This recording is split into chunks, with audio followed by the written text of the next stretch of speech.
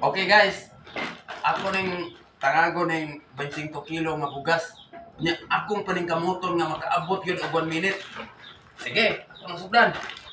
Huwag mong subukan. Masisira ang buhay mo. Samtang nagtangag ko ning 25 kilong bugas, nakahuna-huna ako sa sugilanon. Sugilanon sa usa ka iring nga nag-atang sa natuhog niyang amo. Ug niabot ang ungo ug niingon, "Ring, ako nang kanon ng imong amo ug ako nang tangagon." Ug nitubag ang iring, sige, kana na akong amo, pero ipa ang tanan akong balibo." Ug perting katawa sa ungo, kay ang ungo bright ig mathematics. Ug niingon ang ungo, "Sige, ako nang ipon ang tanan nimong balhibo." Ug niingon ang iring, "Sige, aray pagsugod sa akong ulo."